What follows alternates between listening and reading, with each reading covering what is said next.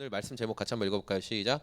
하늘의 지원 사격. 하늘의 지원 사격에 대해서 오늘 말씀 같이 함께 나누겠습니다. 오늘 우리가 함께 읽은 말씀은요. 가나안의 이제 남부 지역, 여기 지도 보면 가나안 남부 지역을 차지하는 그런 정복의 내용을 10장과 11장을 통해서 다루고 있습니다. 특별히 가나안의 남쪽 지역, 이제 여기 빨간 동그라미가 있는 곳이 기브온이잖아요. 기브온 사람들이 아이성과 또 여리고성을 이스라엘이 다 차지했다. 그리고 점점 우리 남쪽으로 내려오고 있다.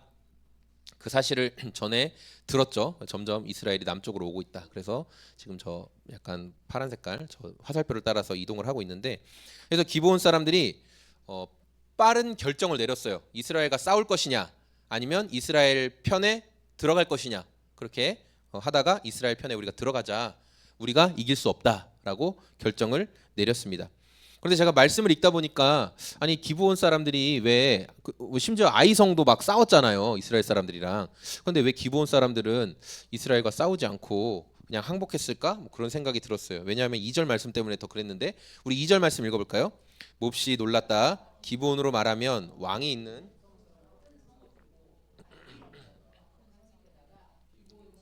모두 용맹한. 성경이 기브온 사람들에 대해서 뭐라고 이야기하고 있어요? 기브온은 왕이 있는 성처럼 엄청 크다.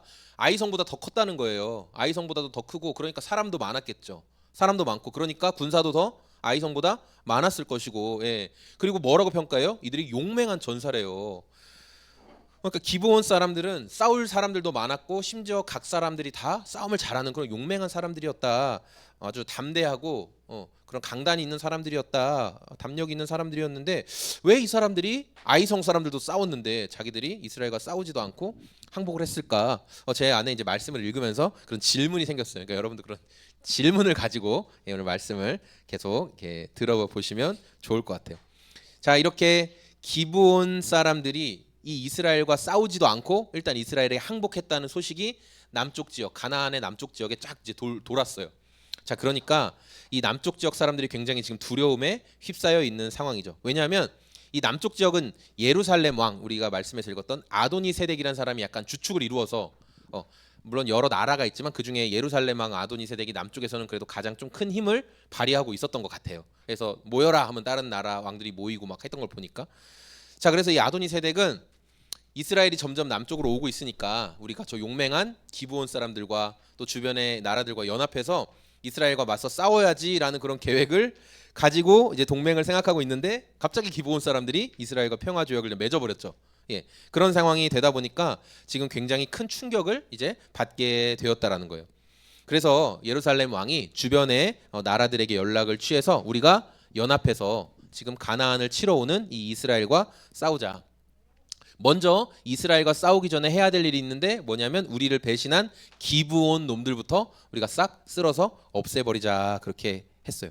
그래서 이 예루살렘 왕의 연락을 받고 이제 5 왕이 함께 모여서 이제 군대를 딱 조직해서 싸움 준비를 했죠. 자, 남부 지역의 5 왕들이 이제 진을 치고 눈앞에 기브온을 딱 앞두고 있어요. 이제 치러 가면 되는 상황이었어요. 자, 그때 이제 6절 말씀 자 같이 읽어보겠습니다. 기브온 사람들은 길갈진에 있는 이 종들을 버리지 마십시오. 속히 우리에게로 와서 우리를 구출하여 주십시오. 우리를 도와주십시오. 산간 지방에 거주하는 아모리 왕들이 연합군을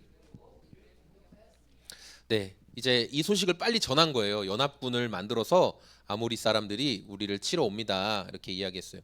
여러분, 우리가 손에 이렇게 무언가 들고 있다가 이걸 버려야 될 때 어떡하죠? 손에 힘을 이렇게 풀어버리잖아요. 그렇죠? 그러면 이제 그 버리게 되니까 여호수아에게 기브온 사람들이 이 종들을 버리지 말아달라라는 의미가, 원어적 의미는 뭐냐면 당신들의 손에 힘을 풀지 말아라, 그런 거예요. 우리를 꽉 쥐고 있는 그 손에 힘을 빼지 말아달라, 손을 늘어뜨리지 마라, 지금 그런 의미로 사용됐어요. 이 말은 빨리 우리에게 와서 당신들이 가지고 있는 힘으로, 권능으로 우리를 대신해서 싸워달라, 이렇게 이야기를 한다는 거죠. 근데 여러분, 기브온 사람들이 지금 이스라엘과 여호수아, 이스라엘 군대와 여호수아에게 되게 뭐 맡겨놓은 사람처럼 막 요구하잖아요. 왜 이렇게 당당하게 요구할 수 있었을까요? 혹시 아세요? 왜 이렇게 당당하게 막 요구할까요? 그 비밀은 9장 15절에 있죠. 우리 같이 한번 읽어볼까요? 시작. 여호수아는 그들과 화친하여 그들을 살려준다는 조약을 맺고 회중의 지도자들은 그 조약을 지키기로 엄숙히 맹세했다. 네. 물론 기브온 사람들이 꾀를 내서 이스라엘 사람들 어떻게 보면 속여서 화친 조약을 평화 조약을 맺긴 했지만 그러나 약속은 맺으면 효과가 있는 거예요. 그리고 하나님의 이름으로 약속을 맺었기 때문에 이걸 뒤로 무른다 안 한다 이렇게 할 수가 없어요. 그래서 이스라엘에게 당당히 요구하는 거예요. 우리를 아모리의 다섯 왕들로부터 지켜달라. 당신들이 우리 목숨을 지켜주기로 약속하지 않았느냐 이렇게 이야기했던 거죠. 자, 기브온 사람들이 이렇게 생명을 구할 수 있었던 이유는 뭐냐면 이스라엘과 평화 약속을 맺었기 때문에 생명을 구할 수 있었던 거예요. 그런데 그 평화 약속을 맺기 전에 기브온 사람들은 하나님이 이스라엘 사람들에게 어떤 일을 행하신 분인지라는 것을 먼저 알았어요. 그 일을 먼저 알았다라는 거예요. 그래서 그들이 여호수아를 찾아왔을 때 뭐라고 이야기했냐면은 우리는 당신들의 종이고 우리는 하나님의 명성, 하나님의 이름이 얼마나 위대한지를 들었습니다. 보잘것없는 이스라엘을 이집트에서부터 탈출시켜 주셔가지고 지금까지 인도하시고 또 강력한 그 성이었던 여리고 성도 사람의 손으로 무너뜨린 게 아니라 하나님께서 무너뜨려 주시고 그 아이 성도 다시 한번 정복하게 하시는 하나님의 이름을 우리가 들었습니다. 그 이야기를 한 거예요. 그래서 이 기브온 사람들은 용맹하고 지금 우리가 이렇게 막 이스라엘에게 구걸하는 모습만 보니까 기브온 사람들 되게 약하고 별 볼 일 없는 사람이었네라고 혹시 생각하셨던 분들이 있다면 이제 말씀에 그게 아니잖아요. 굉장히 용감하고 싸움도 잘하는 사람들이었어요. 그런데 그러다 보니까 더 잘 알았던 거예요. 우리가 이스라엘과 싸워서는 이길 수가 없구나. 그러니까 더 전략적으로 자신들의 위치를 잘 알았던 거죠. 그래서 이스라엘을 찾아가서 우리가 종이 되겠습니다 하고 우리를 그 대신 여러분 편에 속해서 지켜주십시오라는 약속을 받게 되었던 거죠. 여러분 하나님 편에 섰던 기브온 사람들은요 생명을 보존할 수 있었어요. 하나님 편에 섰더니 하나님께서는 당신 편에 서는 자들을 반드시 보호하시고 지켜주시는 분이라는 것을 우리가 오늘 말씀을 통해 알 수 있어요. 그리고 이 가나안 정복 전쟁을 통해서 하나님이 보여주기를 원하시는 게 뭐냐면 하나님은 반드시 약속을 지킨다. 하나님은 반드시 약속을 지킨다는 것을 가나안 땅을 정복하면서 보여주시는 거예요. 그 예가 어떤 것이 있냐면 여리고성을 정복할 때 정탐꾼들이 갔었죠. 그때 이 정탐꾼들을 사람들이 여리고의 성에서 막 추격을 했는데 그때 이 정탐꾼들을 숨겨준 사람인데 혹시 아세요? 누가 숨겨줬는지 기억나세요? 이렇게 술집 같은 걸 운영하던 여관 같은 걸 운영하던 라합이라는 여인이 정탐꾼들이 딱 들어왔는데 이미 저기 이스라엘 사람들이구나 딱 알았어요. 근데 자기가 몰래 옥상에 이렇게 숨겨주고 그러면서 뭐라고 얘기했어요? 나는 하나님이 너희에게 어떤 일을 했는지 다 들었다. 우리 여리고 사람들도 다 안다. 하나님 얼마나 무섭고 위대하신 분인지. 그래서 내가 당신들 숨겨줄 테니까 우리 여리고성을 치러 들어올 때 우리가 무너졌을 때 나와 우리 가족의 생명을 지켜달라. 그렇게 얘기했어요. 그러니까 이스라엘 사람들이 안 돼. 가나안 사람 다 죽여야 돼. 너도 죽여야 돼. 이렇게 얘기했어요? 안 했죠. 그래 네 목숨 구해준다. 약속하마. 문 밖에 붉은 줄을 매달아 놔라. 너네 집. 그럼 그 집 안에 있는 사람은 다 살려준다. 그 대신 집 밖으로 나가면 죽는다. 이렇게 얘기했잖아요. 그렇게 해서 정말 여리고성이 완전히 무너지고 거기에 있는 모든 짐승과 금은 보화 모든 것들 다 싹 없애버리고 어린이로부터 노인네까지 싹 다 없애버릴 때도 누구는 살아남았어요? 라합과 그 집에 있었던 가족들은 다 살아남았어요. 왜냐하면 하나님이 그렇게 약속하셨으니까. 살려주겠다고 약속하셨으니까. 이 말이 뭐예요? 하나님께로 피하는 사람은 하나님이 반드시 지켜주신다라는 것을 우리가 말씀을 통해 알 수 있어요.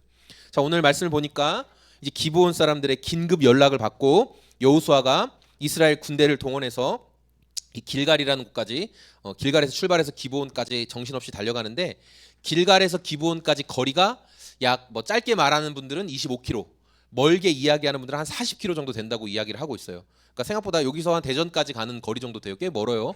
근데 중요한 건 그냥 평지가 아니라 산을 올라가야 돼요.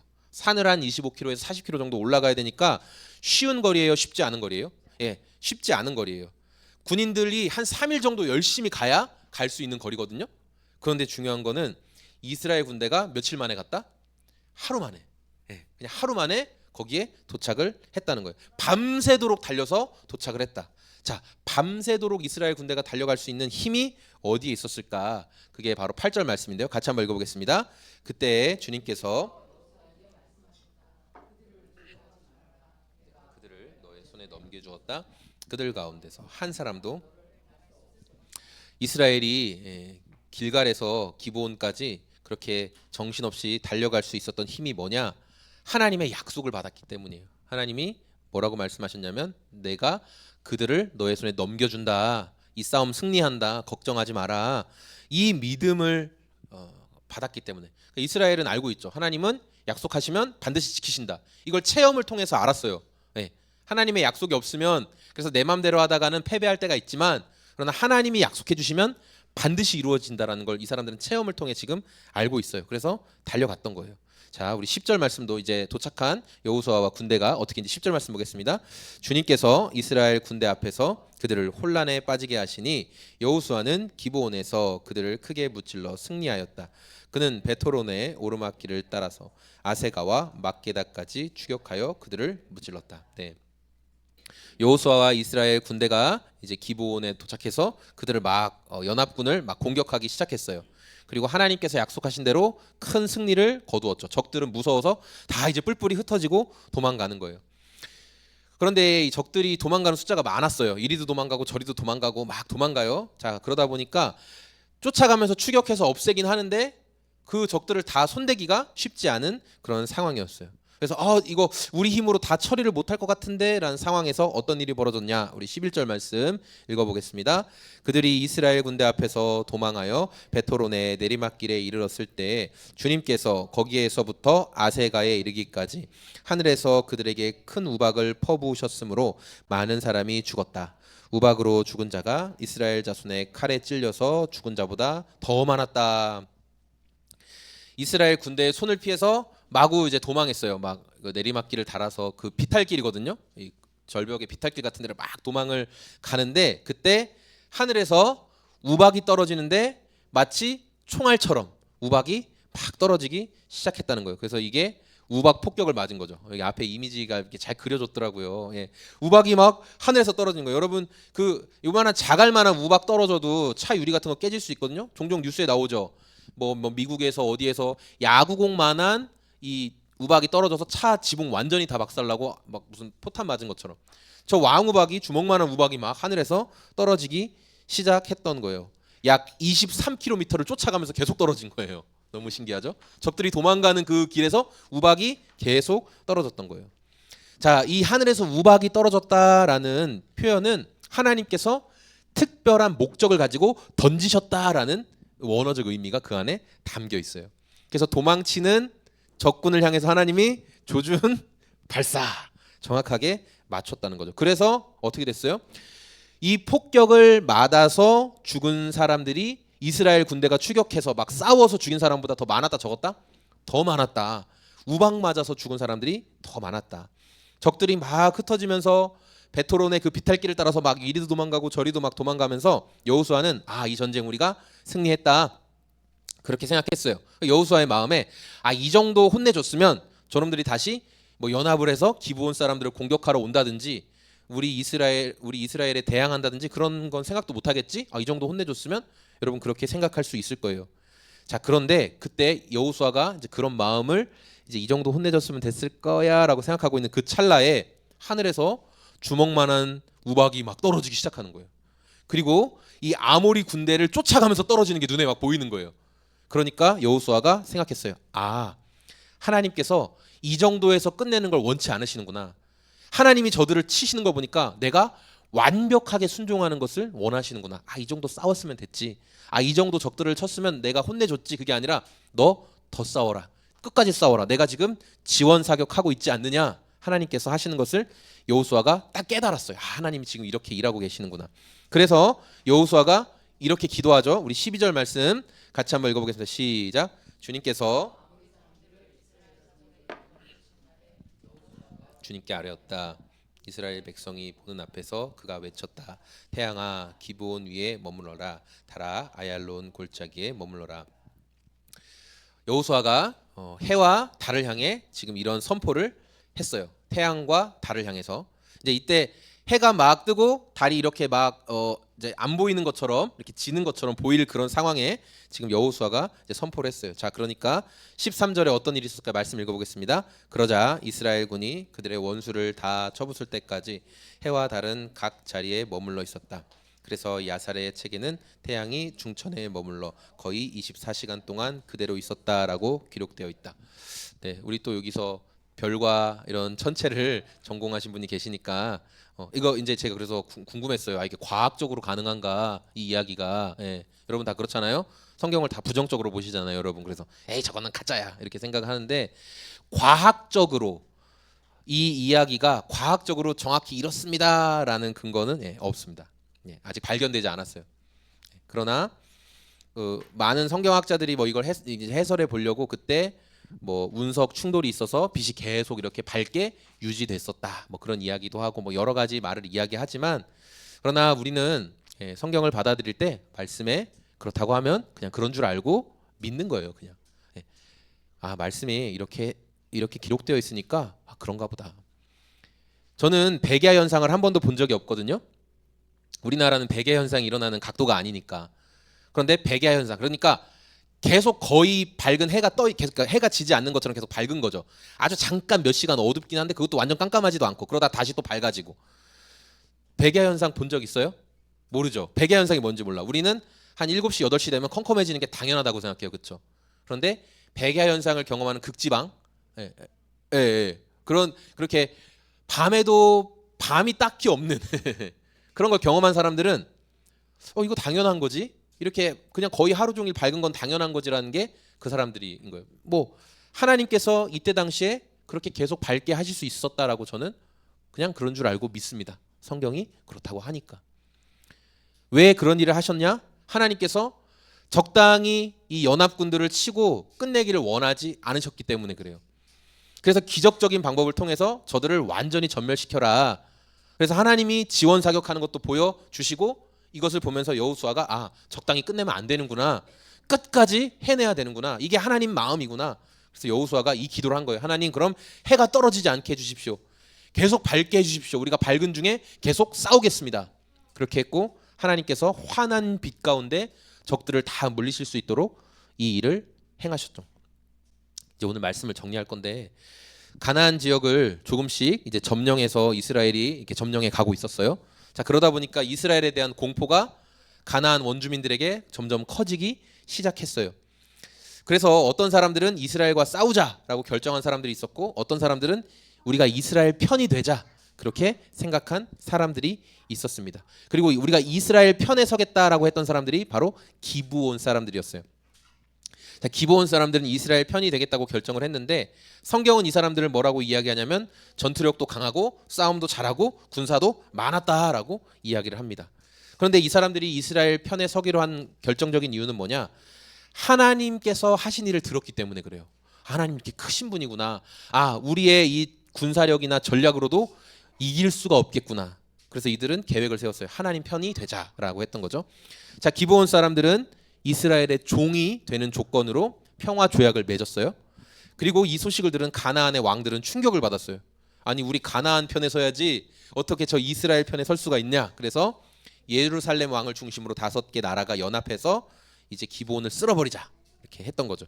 근데 이 소식을 들은 기브온 사람들이 빨리 여호수아에게 우리를 약속대로 살려주십시오, 보호해 주십시오라고 요청했고 이 약속을 근거로 이야기했을 때 이제 이스라엘과 여호수아가 밤새 쫓아와서 이제 기습작전을 벌였죠.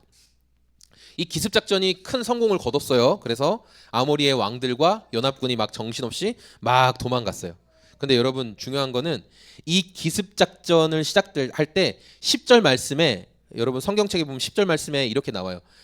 그들이 기습작전을 하기 이전에 뭐냐? 여호와께서 그들을 이스라엘 앞에서 패하게 하심으로 우리 세번역 성경에는 그들을 혼란스럽게 하셨다.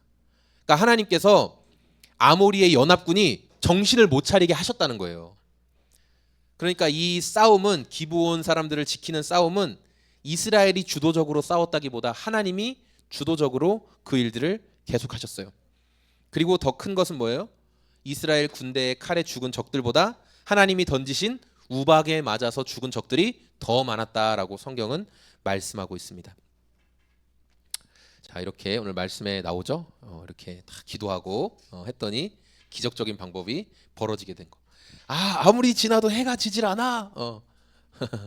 깜깜해지면 어디라도 숨을 수가 있었을 텐데 적들이 그쵸. 근데 숨지도 못하는 거예요. 그러니까 적들을 다 찾아내서 없앨 수가 있었다라는 거죠. 기브온 사람들은 용맹하고 싸움도 잘 한다고 알려진 사람들이었지만 자신들의 힘을 의지하기보다 어떻게 했어요? 하나님 편에 서는 것을 택했다라는 거죠. 그 결과 자기들의 힘으로 아모리의 연합군을 이길 수가 없어요. 그런데 하나님께서 그 어려움을 풀어가 주셨죠. 이스라엘을 보내고 그리고 하나님이 직접 우박을 동원하고 싸워 주심으로 해를 계속 떠 있게 해 주심으로 하나님이 직접 싸워가 주셨어요. 저는 오늘 여호수아 말씀을 통해서 하나님의 편에 서 있는 것이 얼마나 큰 복인가를 함께 살펴보았습니다. 사람이 자기 노력으로 해결할 수 있는 감당할 수 있는 그 범위를 넘어서 하나님이 하늘에서 지원 사격을 해주시는 하나님의 열심을 보았어요. 여러분, 제가 이제 이거 설교 준비하면서 이렇게 북한이랑 대한민국이랑 전 공군 나왔잖아요. 그래서 공군력을 비교해봤거든요. 북한이 지상군이 훨씬 많거든요. 네, 숫자가 많아요. 군대 왜냐면 10년 동안 복무하니까. 근데 북한이 함부로 이렇게 할 수 없는 이유가 뭐냐면 우리나라의 공중 전력이 압도적으로 북한보다 세요. 그냥 압도적으로. 북한이 비행기가 한 전투기가 한 800대 있다고 하거든요. 근데 고물이 더 많죠. 그리고 기름도 별로 없죠. 근데 제가 내수에서 요새 포크레인 하고 있잖아요. 내수에서 거기에 이제 17 전투 비행단 있잖아요. 아휴, 그냥 비행기가 전투기가 몇 대가 뜨는지 계속 떠요. 그래서 생각하죠. 야, 우리나라는 기름이 많구나. 전투기 계속 돌리는구나. 근데 전투기 계속 돌려야 돼요. 언제든지 바로바로 출격할 연습. 그러니까 가서 한 바퀴 돌고 착륙하고 또 계속하는 거예요. 계속해요. 시간 되면은 점심 때 되면 계속 하더라고요. 그러니까 우리는 계속 그걸 상시적으로 하고 있어요. 그러니까 공중 전력이 엄청 중요하거든요. 지상군들이 아무리 잘해도 위에서 부어버리면 소용이 없어요. 하나님이 위에서 부어버리시면 우리가 아무리 땅땅땅 해도 소용이 없다는 거예요. 이해되세요? 내가 할 수 있는 건 총 한 자로 쏘는 능력이야. 근데 하나님께서 위에서 부어버리시면 그냥 축구장 면적, 그냥 어느 섬 하나를 다 그냥 이렇게 쓸어버릴 수 있는 강력한 힘이다라는 것을 우리가 생각하면서 강한 용사라는 평가받던 기브온 사람들이 지혜로운 선택을 한 거예요. 우리 능력으로 안 돼. 하나님 편에서야 어차피 이스라엘은 가나안 땅을 다 정복할 거예요. 하나님이 너무 위대한 분이거든. 그분이 그렇게 하신다는데 근데 거기에 내가 반기 들고 땅땅땅 싸워볼 거야 해봐야 하나님이 쓸어버리시면 소용이 없어요. 그걸 알았던 거예요. 그래서 기브온 사람들은 하나님 편에 들어가자. 우리가 하나님 편에 서자. 그분의 보호하심 아래 살아가자. 그렇게 결정했던 거죠. 그리고 그 결정이 기브온 사람들을 살리는 결정적인 선택이 되었다라는 것입니다. 오늘 함께 예배하는 저와 우리 성도님들이 우리가 잘하는 것들이 있어요. 그리고 내가 자랑할 만한 것도 있죠. 난 이런 능력이 있어. 난 이런 걸 잘해. 네, 종이접기 내가 진짜 잘하지. 근데 더 잘하는 사람 나타났어요? 안 나타났어요? 더 잘하는 사람이 나타났잖아요. 그렇죠? 줄넘기 나 잘해. 근데 더 잘하는 사람이 나타나요. 맞아요. 그래서 우리가 내 어떤 잘하는 것을 의지하고 자랑하는 인생이 아니라 하나님, 제가 하나님 품 아래, 여기 그림은 예수님의 보호하시는 손길 아래 제가 살아가고 싶습니다. 그래서 저의 작은 노력과 애씀으로 이 세상을 살아가는 것이 아니라 제가 생각한 것을 뛰어넘는 하나님의 손길 속에서 제가 그 은혜를 맛보는 인생 되게 해 주십시오. 이렇게 하나님의 은혜를 정말 맛보고 누리는 저와 우리 소금 제작소의 모든 성도님들이 다 되었으면 좋겠습니다.